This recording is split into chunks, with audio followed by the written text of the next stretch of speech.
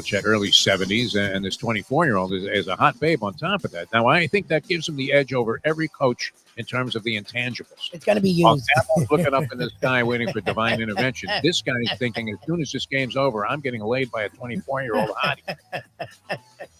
Edge Belichick. And then you would have to say, whenever you did one of those things about who has the advantage, offense versus defense, you're going to see the coaching box. And what happens when Bill Belichick is going against Mario Cristobal at the University of Miami? I mean, who's going to have a giant – that would be like triple check marks. Enough to eclipse every other advantage that the Miami Hurricanes might have in that spot. I always go back to our good friend Al Bernstein and the word intriguing. I think this is a very intriguing proposition to see Belichick at North Carolina. You bring him Cristobal because you're going to watch games and go, oh, sorry, Cristobal. See him up against, and I can't stand Belichick, but you would think X's and O's wise. He's definitely not going to have a problem kneeling. Yes. No, he wouldn't have been handing the ball off in that spot. And he wouldn't have kicked that field goal. Remember, he's the one that went for it on 4th and 5 from his 20 because he did the math. Like, if he has Cam Ward, he's not kicking a field goal there. No, nobody in their right mind is kicking a field goal there. It's insane. The time. Wake up with Defo, joined by Lubie. Welcome to the Defo Show.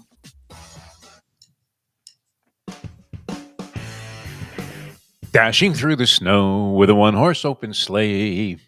Are you feeling it, Lubie? Are you starting to feel it a little bit? I'm starting to gather a little momentum for the holidays, as they call them. We got Christmas. How come Christmas isn't Christmas? Oh, because it's secular. Must be shisses. Yeah, I mean, they're not likely to pronounce something like that. Hey, good morning, everybody. Good to be with you. Kind of a gloomy-looking day outside right now here, Libby. I don't know what you're experiencing. It's passed through. It rained all morning, and now it actually looks nice outside. Oh, yeah? Okay. Yeah, so there's promise for maybe later on. Maybe out east it'll clear out for you. Upcoming walk of life. That would be very nice. I've been extremely frustrated, Lubie, and I have an ethical question for you also, and maybe the people want to weigh in on the chat line on this, because I used to tip everybody when I had like extemporaneous, what would it be? No, not extemporaneous. Extra. What would it be? Extra cash. Why am I looking for a big word when I could just there's I had some money. Yeah. The discretionary income. Discretionary, that's a good one. If you want the stronger vocabulary word, it's the word people use, yes. Discretionary, discretionary cash, capital to disperse. So I used to tip everybody because I appreciated the hard efforts of the average working person that's out there schlepping and picking up garbage and taking the cans off the curb there and having to dump them and sift through all this shit. And cursing the guy out, saying, "Can you believe they left it like this?" Right? No regard for the way you throw garbage out there. You're not wrapping this stuff up in gift paper. No. You got like a pile of dog shit, right? Just throwing it out there, open bags, whatever. You don't even tie them off. Oh God! Imagine, food, rank. I mean, it's kind of like that time I had to fish through the garbage pail. That was a real lesson in life for me, and it encouraged me to tip sanitation workers, because at that time I had to fish that ticket at Hollywood Park off the dolly when the guy had dumped the garbage pail. I had put a winning ticket on top of a garbage can. I placed it there very gently, but it was a full garbage can at Hollywood Park in Los Angeles, and it was one of those giant canisters or whatever. I mean, it was huge. Okay, and there's everything in there, and I realized as I go to the window that I have a losing ticket in my hand, and that I had a winning ticket in the garbage. Oh, Jesus. All right. So I know exactly where I left it. It's unlikely that anybody's going to be combing through the garbage and looking at guys' tickets. They're more likely to scrape, along the rail in the ground. Yep. So just as I'm heading for this garbage can, thinking, and this was it too. I had driven probably 45 minutes through ghetto neighborhoods there on, Marigold Boulevard or something. I'm driving through Compton and here and there. I mean, you're seeing rap songs being written on the steps of the houses there. And, thinking I'm lucky to get to the track. And so, and back in those days, I mean, it was 70s. So like I would bring $45, $50 to the track. And that was if I was really going to step it up. So I had seen that money evaporate in the first couple of races, and then I hit something, and it was going to pay about $100. Nice. And this would have been all the money I had. It was the old thing out of Goodfellas. Karen, that was all we had. So I couldn't afford. I mean, I was going to have to drive all the way back to Ontario, California, which wasn't. I mean, it was like 30 miles away, but it took time because you were going through all these city streets. Once you got off the highway there, and just as I'm approaching a garbage can where this $100 ticket is, a guy comes and dumps it onto a platform. You know those platform things with wheels, No. upside down. No. So now I know my $100 is in there. It's like there's a $100 bill at the bottom of this fucking pile. But I mean, the stuff I had to pick through to get to this: Oh my God. chicken bones, snot rags, I mean, just about everything. Sewage. I felt like the guy in Shawshank Redemption, or Timothy Robbins, right, where you had to swim through a sewer of shit to find freedom. Which is, I mean, the symbolism there is tremendous, is it not, Louis? Yep.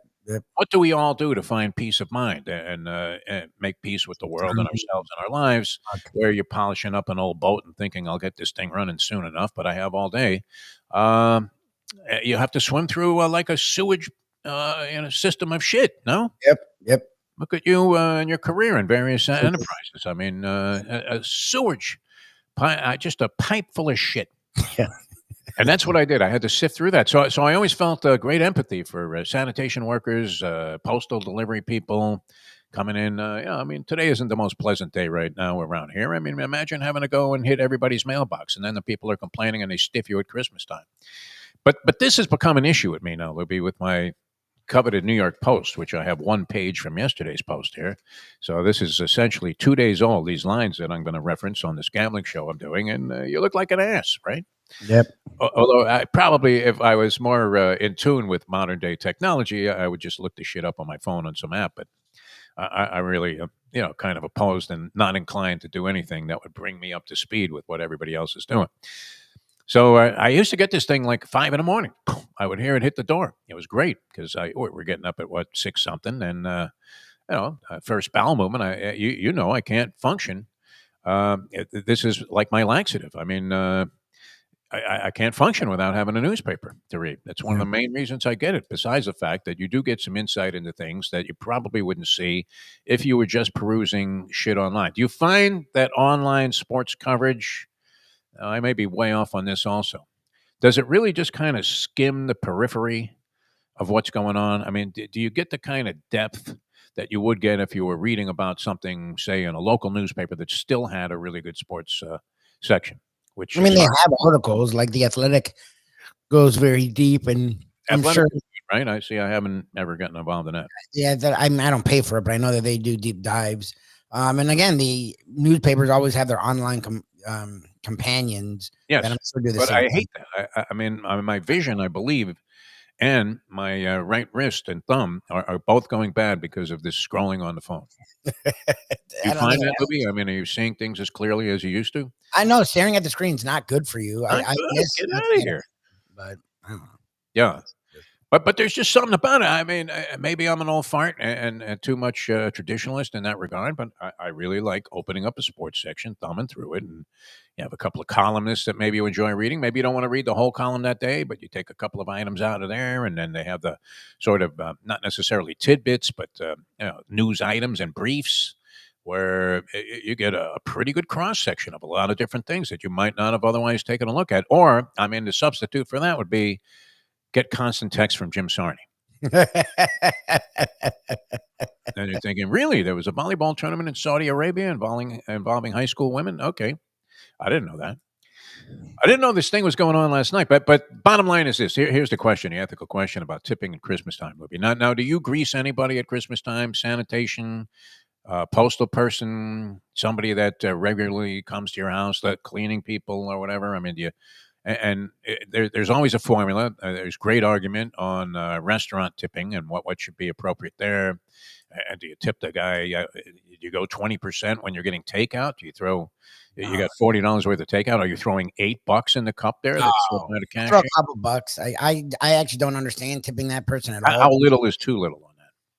I'll throw a couple bucks, literally $2-3. Like I don't. $2-3. Okay. The tipping that person is something that my wife opened my eyes to that I don't. I worked at restaurants. We didn't get tipped doing the cash register like that. No. You're getting an hourly wage. You tip the waitress, you tip and they were chintz at tipping the delivery driver because that's what I did. But whenever I ran the cashier, I wasn't seeing people put tips. So I that's a new phenomenon. I don't understand tipping on a takeout. Again, I'm doing the Yeah, I work. do. I understand it 100%. But I don't mind, like you said with the McDonald's, I don't mind it because I get that these people do work hard and they're still only making so much money. So I understand why people do it. It never made sense to me. It never happened to me. Yeah. So I will throw it now. Back in the day, though, Louis, people really didn't do that as much as they should have. I would agree with that. But think about this. Now, if you go to a place like Sicilian Oven, for example, where they almost, I mean, they're very consistent about getting your order right. When you go, you don't even have to unstaple the bag and look at it in the car, really, in general. I mean, sometimes you'll pick up a bag and you're thinking, wait a minute, this can't be my order or whatever. But rarely have I experienced that in that particular establishment. And I go to a couple of different locations, although not recently, but in the past. And I see that the person that's working the counter does a lot of work to get your order ready for you. So do they not deserve a little piece of the pie? Yeah, I'm not. If you were sitting down, let's say you had a $50 order, you'd be leaving the waitress at least, or the server, at least $10. So is it appropriate to throw a 5 to somebody to put all this shit in packages and then try to make sure that you got the order? If they consistently get this order right and you feel confident that when you go there that you don't have to check what's in the bag, and when you get home, you're totally satisfied that they put everything that you could possibly need in there, and you go back there again, If are you you go not somewhere a inclined lot, to say, "Hey, here's a 5 at least"? yeah. Look, if you go somewhere a lot and they give you good treatment, and I like the fresh Parmesan and you like the pepper flakes and they know who you are, yeah, I get tipping even more. Again, I'm not mad at people for tipping. I didn't understand the tipping everyone you come across. Like that's just I've done a lot of different jobs. No one tipped me. So like it's not even a bitter thing. I just okay, I wasn't asking for it or expecting it. Like not like literally people try to tip me when I do the trivia and I turn it down. It weirds me. It's like Just take the cash, Libby. Thank them. like it feels weird to me. Like it's like I'm doing But it's like a band that has a tip cup out there. They're yeah, getting paid, but, this is, definitely gas money. They might I'm not like be tip able the to make the servers, tip the bartenders. They do a really good job. They're working a lot harder than I am. And just keep coming. And as long as you're here, I get to do this every week. I'm okay with like the over tipping sort of like is weird to me. Now I get it if you're a bellhop. All those standard jobs where you make a decent amount of money, but the tipping's a big part of it. You should tip the crap out of those people. Like I do. I always tip well when it's people are serving me. But like to just tip everyone, like we were in New York and Shirley was just tip. I'm like, you don't have to tip fucking everyone. Like just because you're walking down the street and someone gives you a hot dog, like you don't have to like they're already She's down. like Jimmy Conway. She just Yeah, she tips like everyone, and I'm like 20 in everybody's pocket. I'm like, and she tips well too. I'm like, Yeah. oh my God, like the sandwich was $20. Like, I don't need to tip them for the fucking $20 sandwich that they're the owner of the goddamn establishment. Like, you can, and again, I'm not mad at people for doing it, but it's a lot. Like Well, it's debatable, and sometimes you feel like a schmuck. You didn't leave somebody a tip. I try not to feel that way. And having been in the service industry for a long time, when I was getting going in my 20s, I greatly appreciate it. Mustang got some very generous tips the other night in her Sunday shift at Fishtails, to the point where she actually had to say to the guy, "Hey, are you sure about this?" And the guy said, "Christmas time, keep it."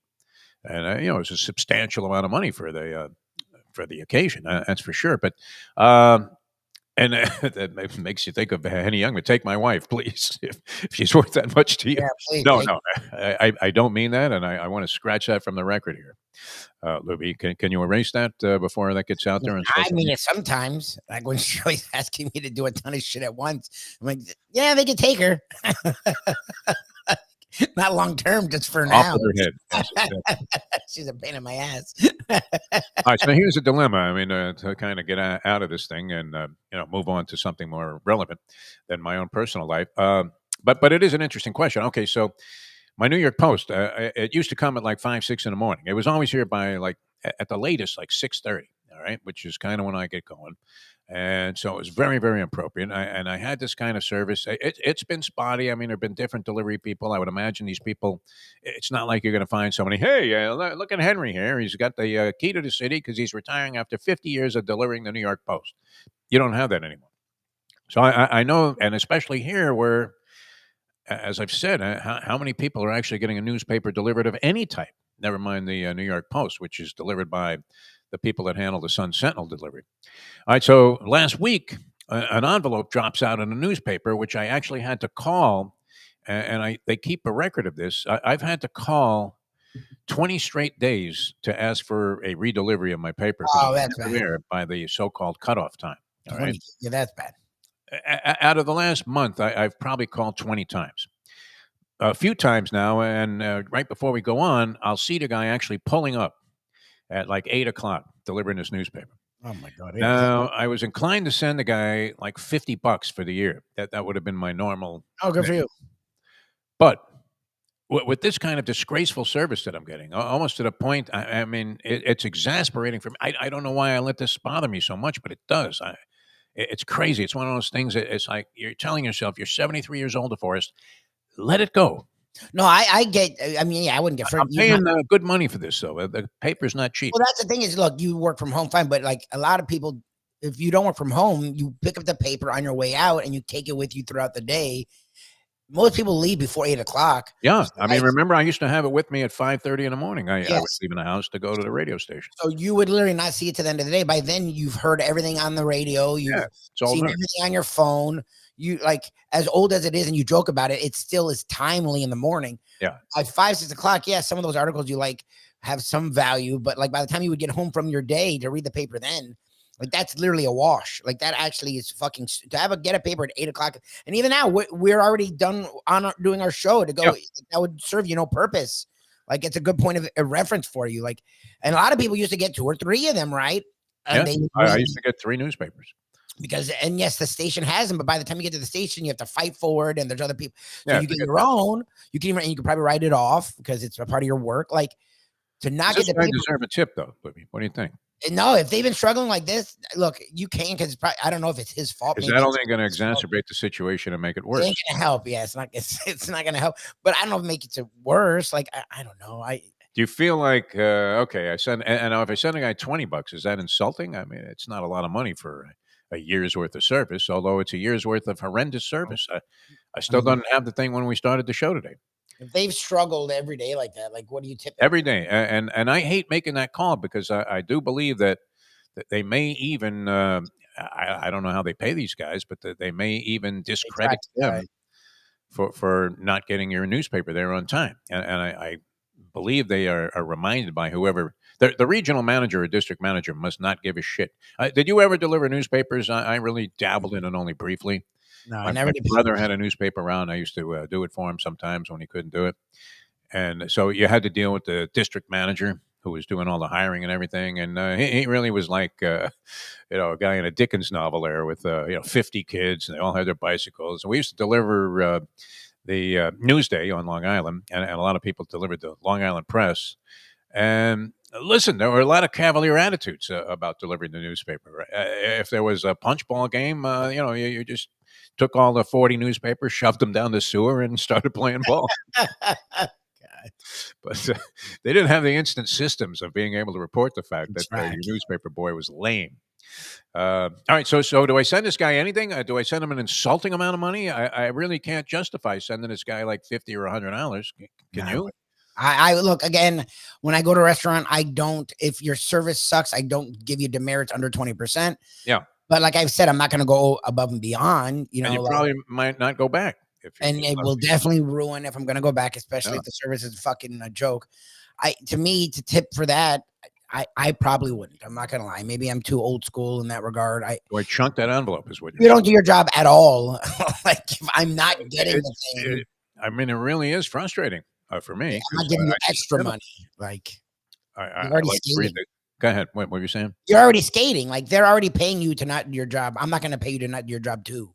Yeah. That would be and again, I'm old school. I'm very old in that regard. I don't just throw money at things. Like money matters to me, and I do it intentionally and I do it decisively. So like, again, I would still give people money if they do a decent job. But like, if it's all year long and you're calling every day and like you're already paying an exorbitant amount of money for this thing that is barely hanging on in most markets, like.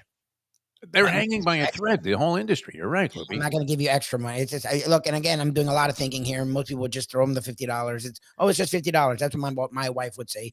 And you're not wrong. But to me, I always had to bust my ass for my jobs. And it's like, why don't they? And I know And you some reward somebody. Yeah, I mean, it's like it's one thing, somebody. I never got credit in any of my jobs. I lap. worked hard in all my jobs, and they were always harder on me Yeah, than the other people. So it's like, well, okay, and that's true in our business for sure. 100. Well, that it's gone my whole life. So, which Yeah. is whatever. Like, it's giving me a really strong work ethic, and that's fine. I'm not mad at it, but I'm not going to do the opposite. Oh, you suck at your job here. Like, I'm not going to. Yeah, I already feel like I mean I'm on the border of I have been a few times in the 15, 20 years I've been getting this. It might be longer than that. I'm a subscriber to this thing for well over 20 years, I would say. And it's probably about a dime a year to get the newspaper. They're $3 a copy. They don't give you any breaks. It's one of those things that's frustrating, like the cell phone business, where, and I don't know if this is still going on as a common practice like it was, where you were a 10-year subscriber, say, to T-Mobile, and then they would have some special that Fuck was you. 10% of what you were paying. And you'd say, well, how come you can't accommodate me with those same terms? They go, well, because you're already a subscriber. You're fucked. Yeah, exactly. Like, well, how fair is that? You're going to give somebody a year's service at 10% of what I'm paying, and I've been a 20-year customer, and you're going to tell me to go fuck myself? I mean, well, what kind of business practice is that? You think Ed Garcia is doing that at Texas Roadhouse? I don't think so. No, they treat the repeat customer like the brand new customer. They treat Yeah. everyone really well. All right. So that's my big social dilemma. No one's helping on the chat line. I think everyone sort of just agrees with you. I think most of our listeners and viewers are generous tippers. I want to say, and to grease the Starbucks person or whatever. I mean, I always love to tip when I was buying coffee at Dunkin' Donuts. No. I get like $5 worth of shit, and at least throw them a buck or two. Maybe $1, maybe. Yeah. But and then you're hoping that the person recognizes that because it's the same person serving you every day, and you're not expecting the usual audacity that you get when you come to the window and you ask for an extra sugar or whatever, and they look at you like you just asked them to take their clothes off and screw you right there in the car. All right, a lot of sporting activity. Them Florida Gators. Do they beat Carolina? Gators? Is it possible to root for Gator basketball, Lubie? When I was young, I sort of did. Before, I really, really, really hated them. And I only disliked the football team. I had nothing against the basketball team. So that Lon Kruger team that went to, did they go to the fours? I believe so, yeah. Arizona, Duke, Arkansas. I liked that team. I was like 10. And I did not like the football team already, but I didn't know the basketball team. They had already always sucked. So, like, that one team was really fun. They had the big fat guy, Dimitri Young, I think his name was. So, I actually did root. That was the only time in my entire life I rooted even adjacent for the Gators.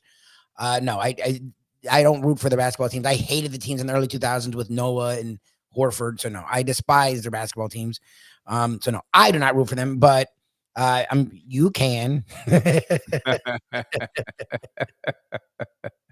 I don't know what I'm rooting for him, but I found that this was an excellent second half of the ball game to watch last night. North Carolina, which when would you see North Carolina buried at the bottom of others receiving votes? I didn't realize they're 6-5, and I didn't realize the Gators are top 10. That's how little I've been paying attention to. Gators are undefeated now, 11-0 after last night's victory over North Carolina. It wasn't easy, Lubie. It was not easy. They were on the road in Chapel Hill, and they pulled this game out. It seesawed back and forth. It was a very exciting game in the way it was contested, and went back and forth, back and forth. North Carolina surged from well down at halftime, took the lead a couple of times. Gators would get it back, and then finally the Gators' last couple of possessions, outstanding.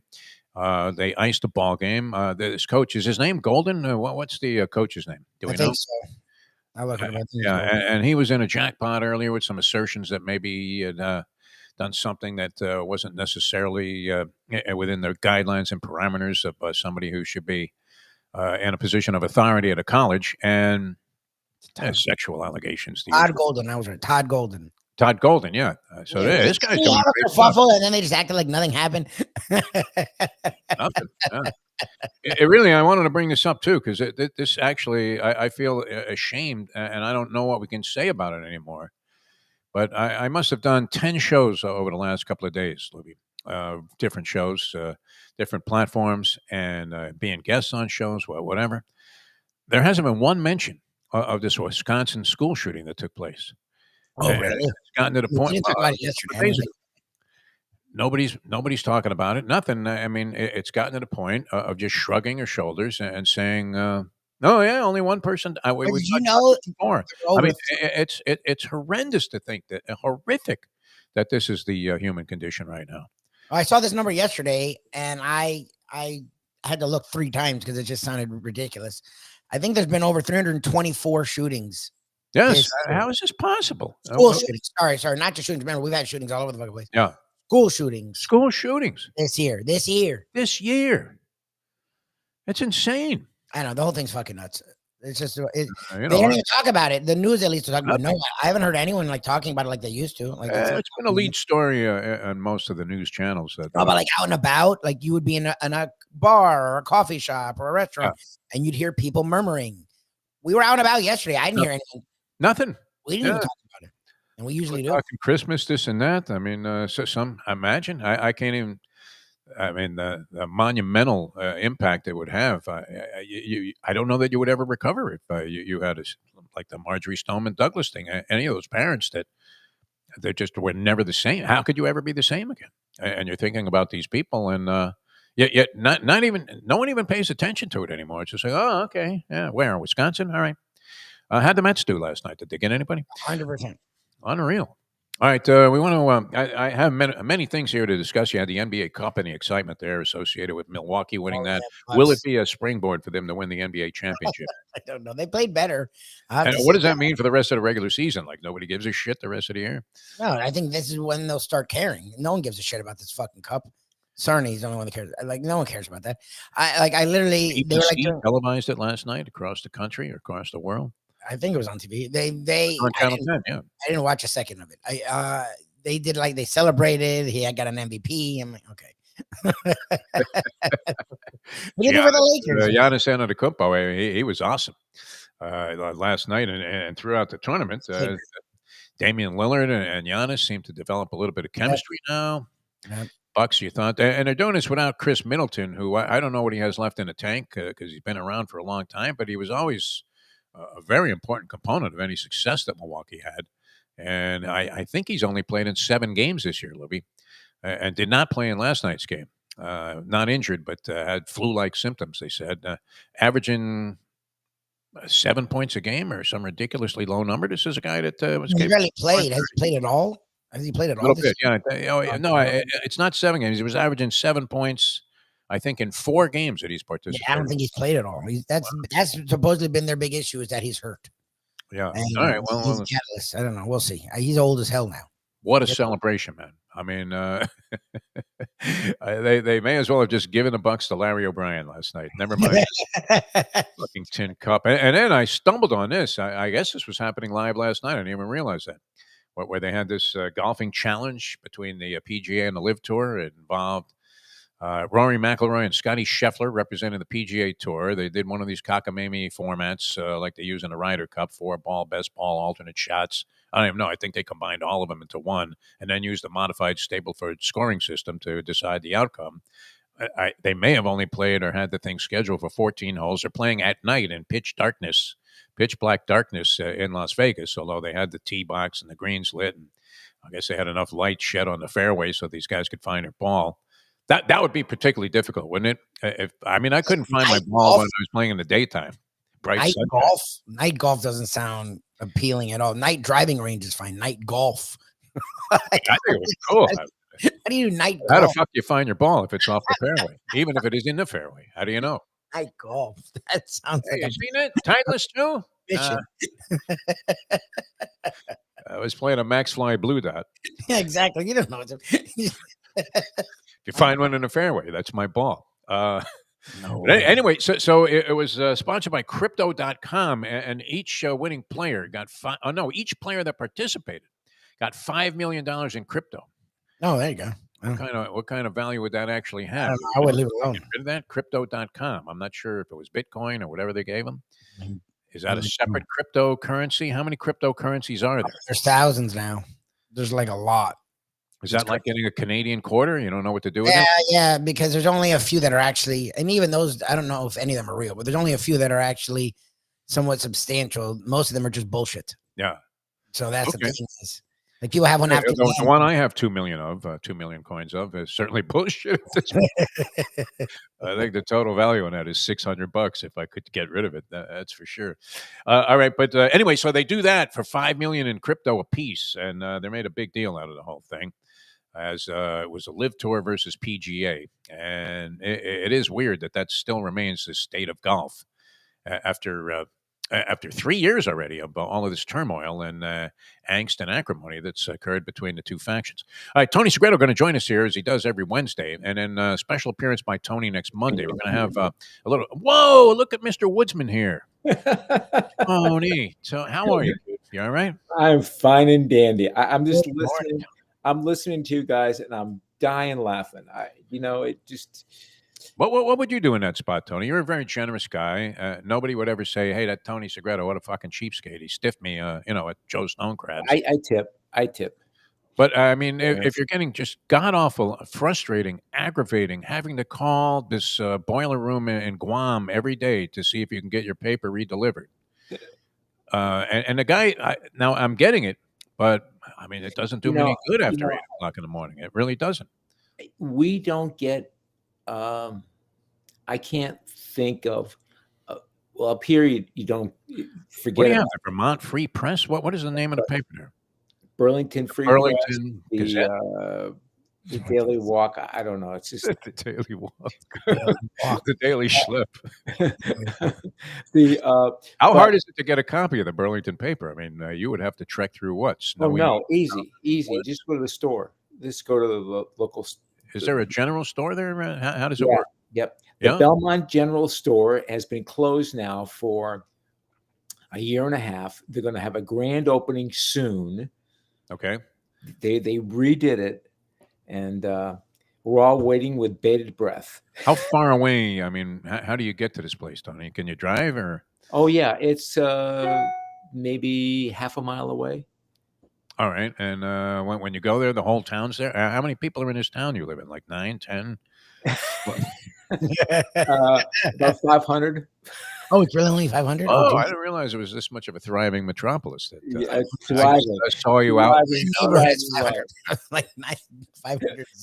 Like the sign to point to your town is like Rod Serling's on the sign. There's arrows still. There are still arrows for me to get home. I have to drop little nuggets along the way. Leave some breadcrumbs on the way back. So you can find the way home. Follow that elk, Tony. Follow that elk. Hey, listen, I want to say something. Yeah. Oh my God. I want to give credit to Anthony Walker, the Dolphin, who gave replica high school jerseys to every teammate for Christmas. Oh, cool. Oh, nice. Oh, yeah, I saw that story. That was a good one. That is amazing. I mean, that we need to get more of those stories. You talk about, the school shootings. We're so desensitized to all of this stuff. Nobody mentioned it. Yep. Nobody mentions it. I didn't either. I mean, I don't even talk about it yesterday, but it's horrible. We usually do. But this Anthony Walker story is a great story. Sure. And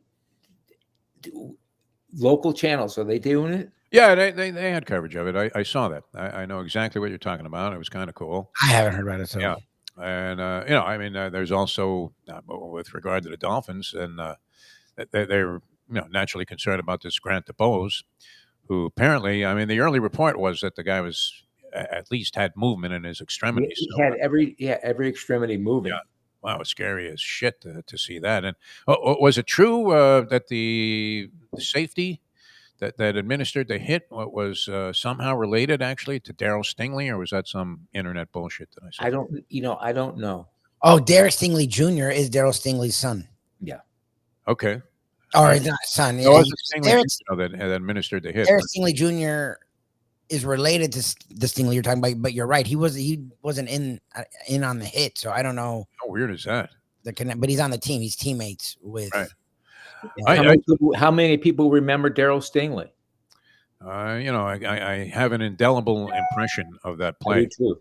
I will never forget it, and that sort of preceded, any real concern about this sort of thing. But it was the first time that you saw somebody in well, not the first time, but I mean, we've seen guys pulverized in the NFL since its inception. But that was particularly, I mean, just disheartening because of the fact that it ended up with a player being paralyzed, and a very talented guy. And at the time, Stingley, as I recall, what was sort of celebrating that hit, was he not, Tony? Because that was kind of the MO of the day there. Yeah. Yeah, so it was kind of ugly. All right, you've been following. You have to be excited. I know we're going to have Ed Garcia on in a little while, and the college football playoff is on the horizon. That gets underway on Friday. I know you've been in wild anticipation. I told my wife, under no circumstances do you answer the phone. Oh, really? During the game?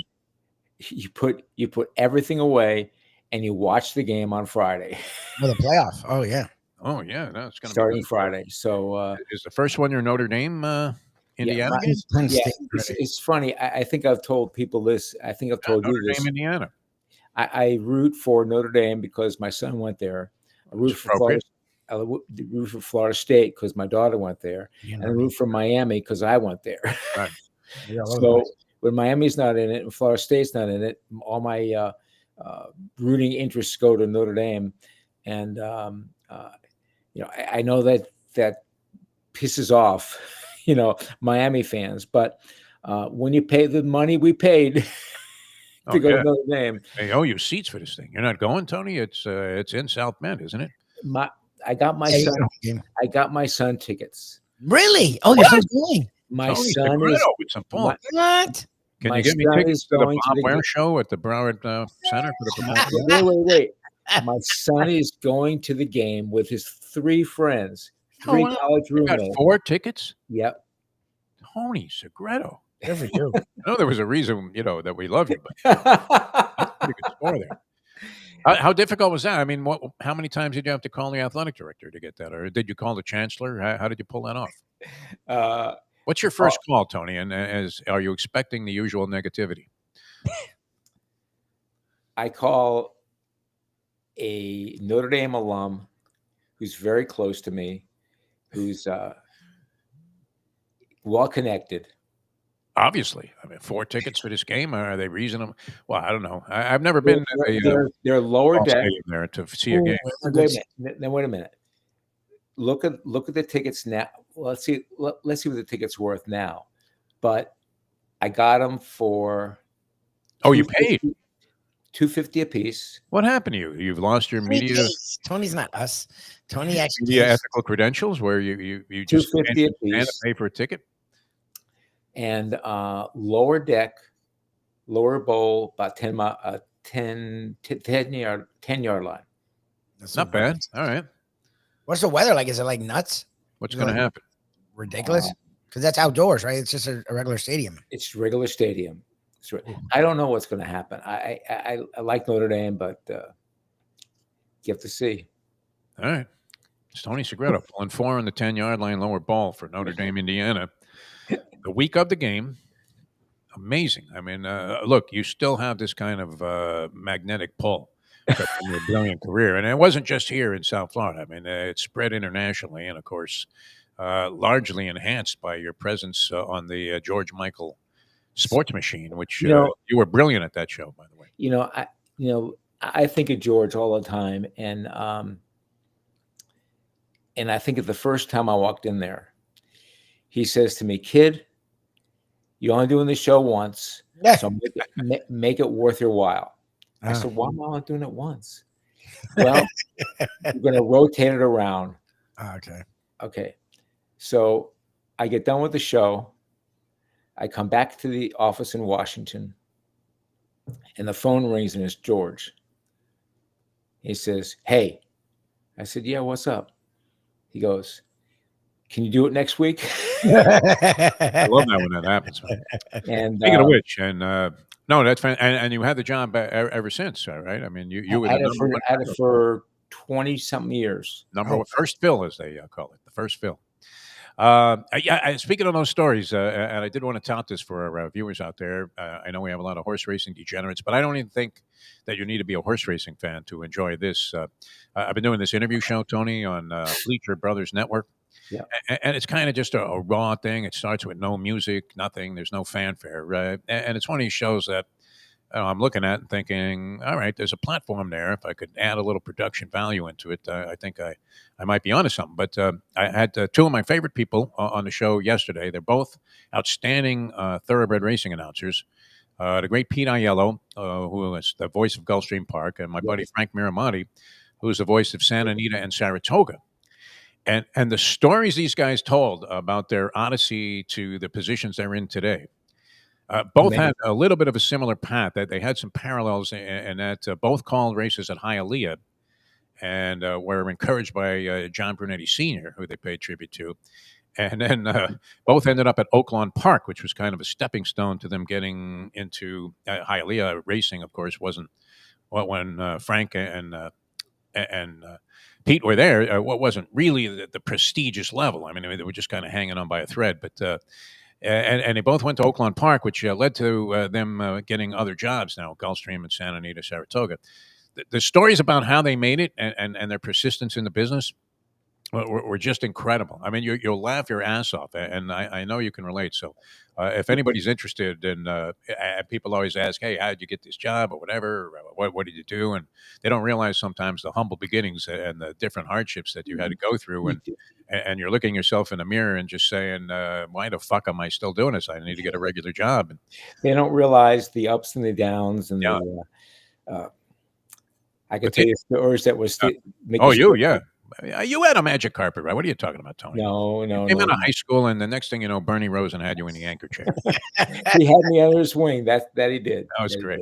All right, we're going to bring on Ed Garcia from Texas Roadhouse Restaurants in just a sec. We're going to take a brief moment here to advise you about some very, very special people that have been sponsoring this show since the beginning.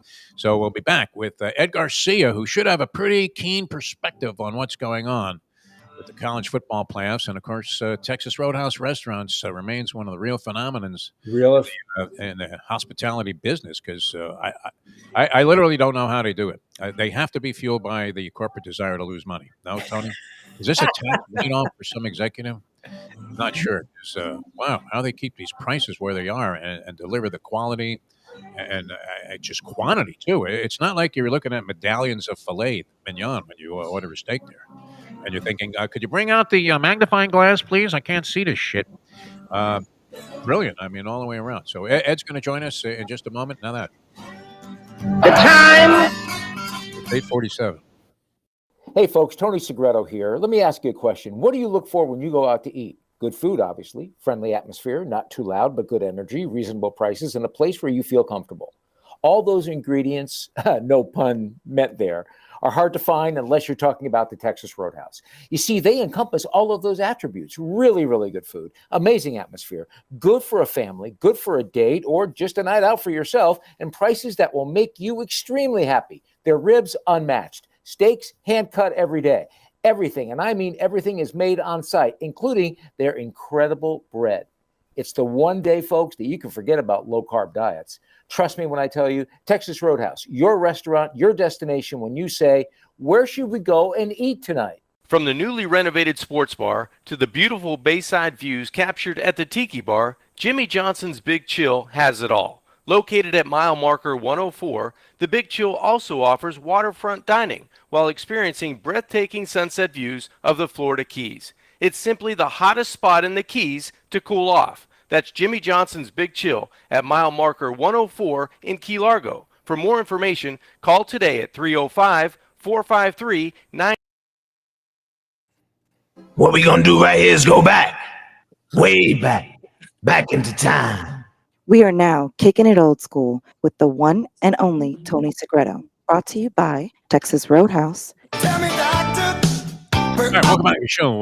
We've got Tony Segreto with us here. That's Mike Lubie Lubitz, the handsome one up there in the corner. And is this flipped for the viewers, or am I seeing you? If you're in the upper left corner on my screen, Lubie, are you in the upper right corner or lower right? Still on the upper It's the left. It's the same. All right, let's bring him on. The man of Ed's the hour. supposed to be there. Ed, Oh, he's you not there? Ed Garcia. Good morning. Is this not on video? Oh, no video. Okay. Yes. How are Yes. you, Ed? Can you hear me? I hear you I'm fine. doing great. How are you guys today? Yeah, we can hear you. How are you, Ed? How are you doing? I'm doing great. Thank you. Appreciate it. How you guys doing today? You ready to rock and roll? Ready to Where are rock you? and In the roll. mountains of Tennessee? We're getting kind of a little bit of a fugazi signal here. But you haven't expanded outside of Florida, have you? In No, your own I haven't. personal interest? Okay. Yep. I'm just I'm sitting here. We're on our way. We're doing a manager university today, so I apologize. I had to do it mobile. If not, I'd have the big Michigan banner. I'm still gloating from the big, Ohio State knockdown. So, but other than that, come check us out at Texas Roadhouse. I'll tell you, the holiday season's right around the corner. We got great family packs, great deals on gift cards, just a lot of excitement going on. The restaurant is full, so make sure to use the mobile app as well. It has been a lifesaver, even for me that I know a few people at Texas Roadhouse. It has saved me quite a bit of time of not having to wait. Very nice. All right, Ed, what do you think? Do you have any kind of overview of the college football playoff, an opinion on who's going to win it? I don't hear people are analyzing all of these preliminary games, and then the consensus I'm getting, I don't know about you, Tony and Lubie and Ed, but seems to be a concession that Oregon's probably going to win it all. Okay. I don't know. Is that the way you're feeling, Ed Garcia? That is where that's where I put my money is on Oregon. I think that they'll be the Ducks will take it all. I think Georgia will be a contender. I think what's going to be a really exciting game is going to be Georgia Notre Dame. After Notre Dame takes out Indiana, but I mean that. But yes, I put my money on Oregon. I think that is going to be they're the most balanced. They could work on defense a little bit, but they got some time. I feel like there's going to be some upsets that we don't see in this playoffs. You see it that way, Ed? Who do you pick? I mean, I think Notre Dame's a pretty solid contender. I'd go for upset. I'd probably say Texas. Even though they have two quarterbacks, we kind of saw a little bit last year. I don't know. I don't think they're going to make it towards the end. I think Oregon's going to take it. What do you That think? would be my vote for an upset. No, I look. He's like Arbino Cook on this show, although he's thinner and not quite as old. But I don't know. what do you think? I was seeing a lot of people pointing to Georgia. I don't know what. Look, I get it. Georgia's played Texas really well twice, but they haven't played anyone else well. Like Georgia struggled a lot the last couple of months. Their defense isn't what it was, and their offense is sort of a disaster. And I think Beck, I haven't heard if he's out officially, but I don't think he can be healthy. So I don't know. The Georgia thing's weird to me. Texas is confusing because they should have all the pieces, but they've struggled mightily, and I don't know what to do with it. I just point to Oregon. Like I feel like Lanning's been building toward this. Last year, they really were, to me, the best team last year. They just kept stubbing their toe against Washington, where I think they would have won it all last year. It feels like this is Oregon's year. Like I agree with it. I just think that the bye will help them out a lot. They have a veteran quarterback who's now in his third team, Heisman candidate, a guy that probably be a first-round pick or a second-round pick. And Gabriel's turned into a really good leader for that team, and he's found a way to make plays at the end of ball games and win them, which is what you need in a tournament like this. It feels like it's landing in Oregon's year. Kind of crazy, yeah. I don't know. I mean, I have a friend that loves Indiana getting points in this ball game. Maybe get with the Do we consider the point spread, Tony? I mean, should we get real with this? Because anybody can pick a winner here, straight up. But anybody can points. The Penn State. A lot of people are complaining. I was at. You'll find this surprising. Last Saturday, I happened to be at a pari-mutuel facility, and wait. You were at a pari-mutuel facility. So and it's funny.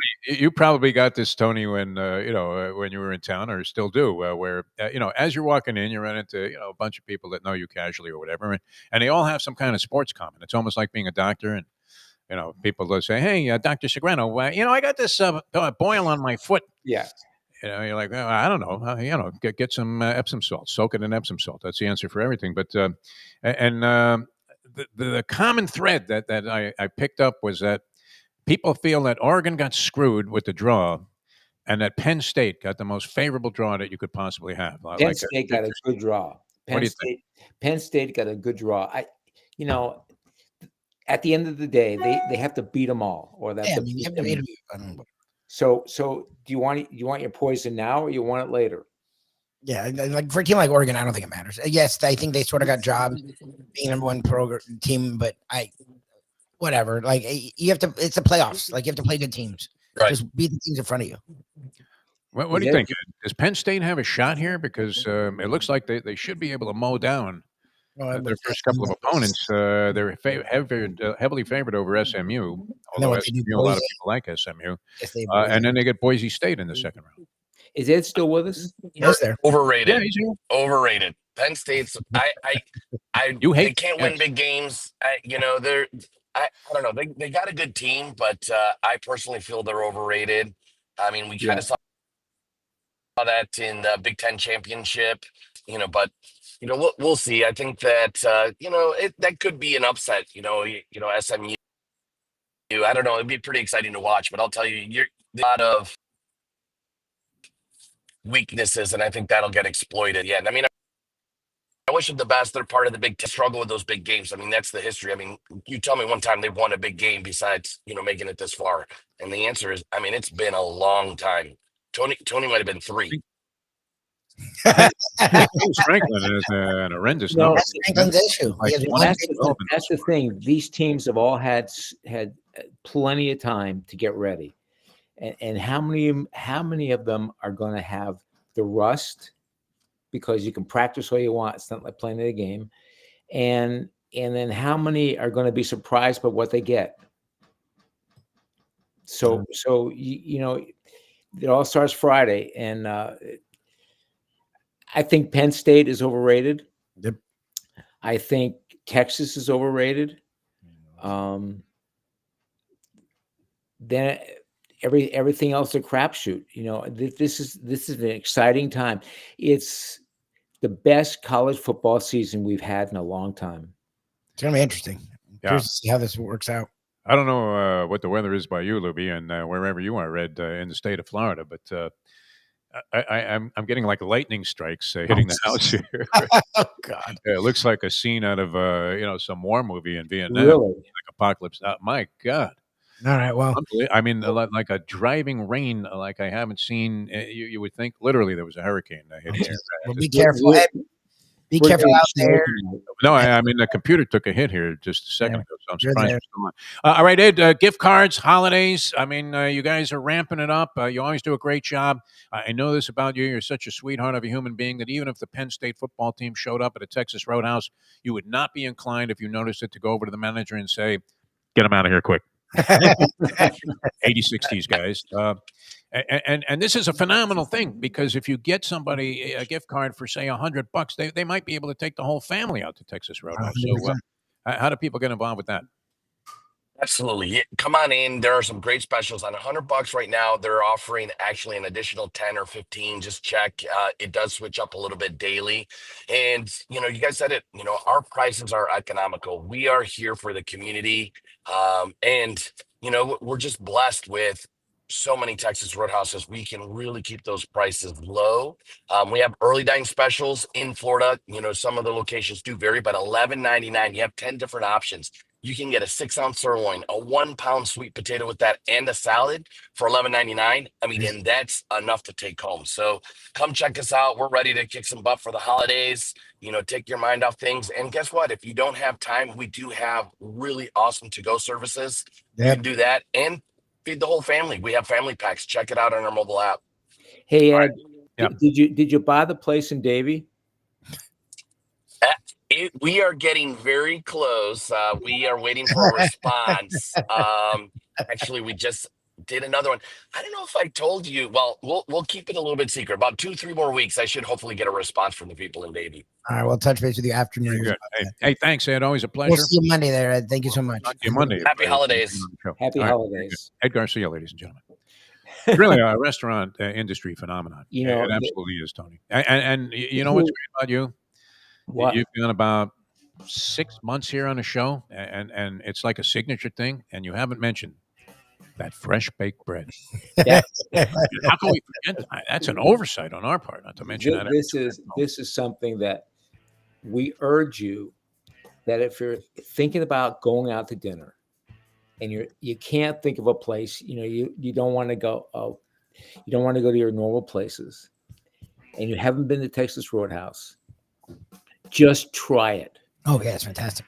Try it just for me, for Lubie, for Def, and see if you don't like it. See if you don't love it. See if you don't, first of all, don't pick out on all the bread, but you may pick out on all the bread. I'm not to. I've seen you in operation. I don't know how you eat. You weigh like 100 pounds. You don't have not even a semblance of an ounce of fat. You don't even have a fat cell on your body anymore, Tony.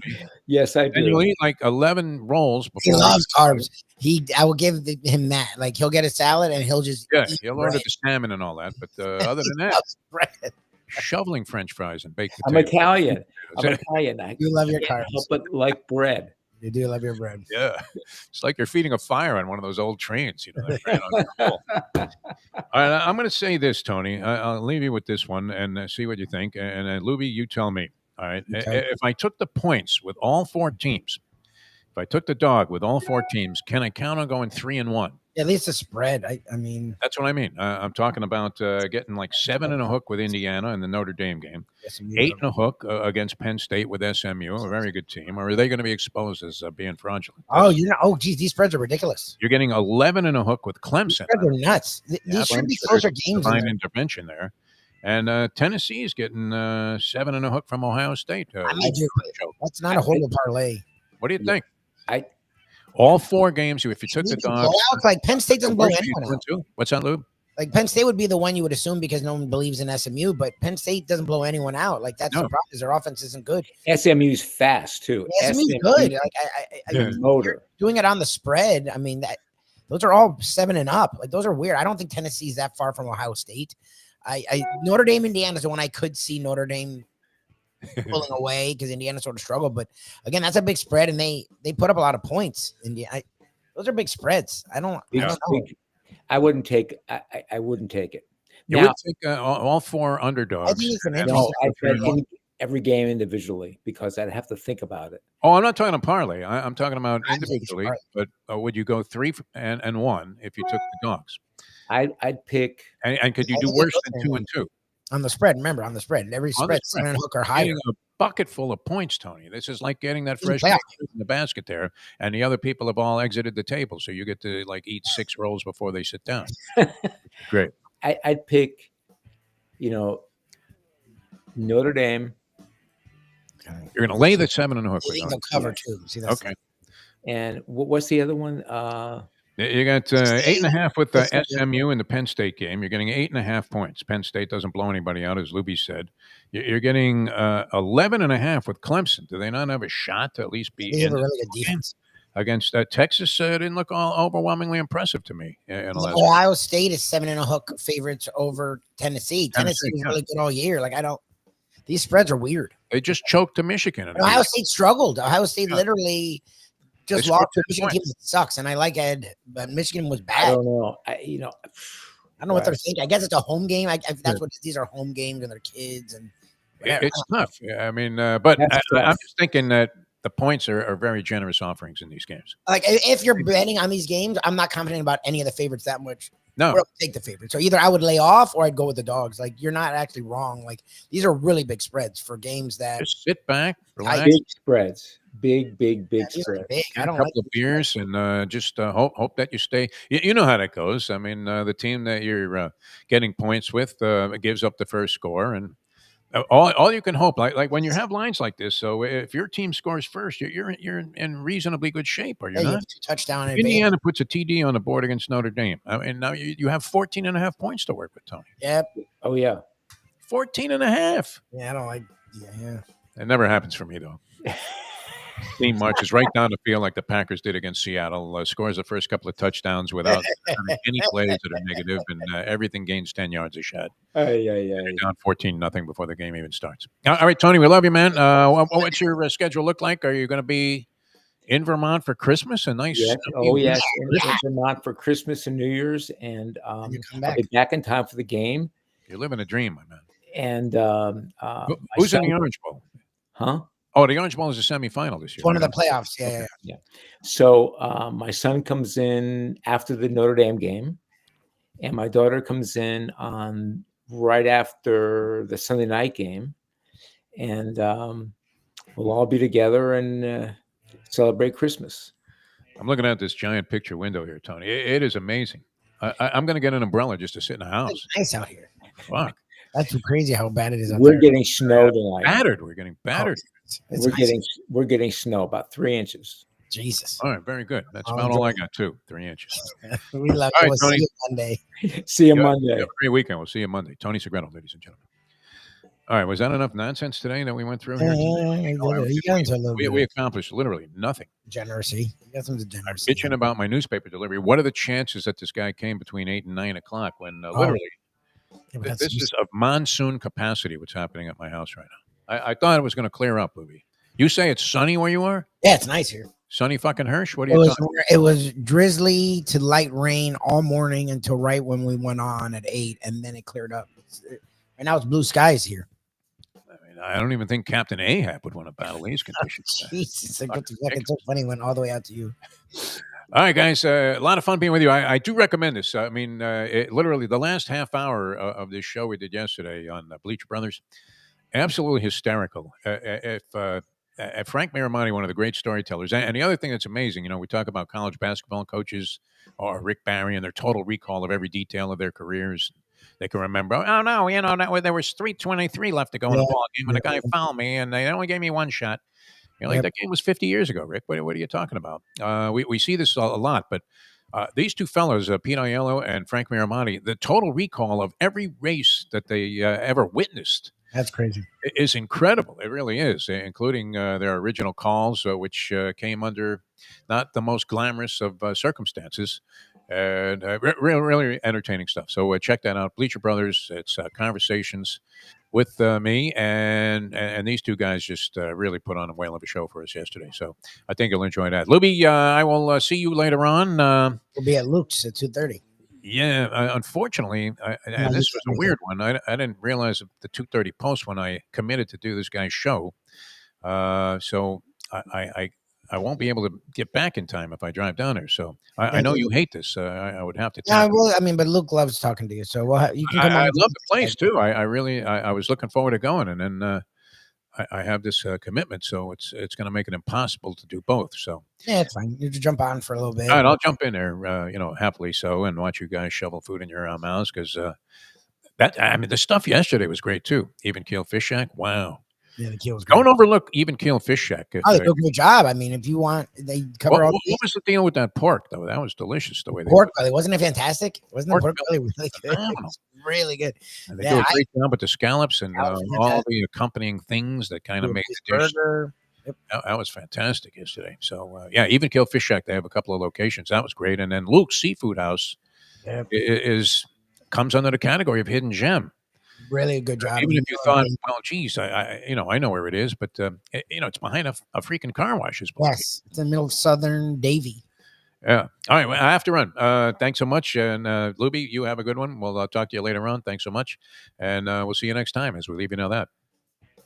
The time. It's 9:07. Let's go to eat a damn snack. Look what they done.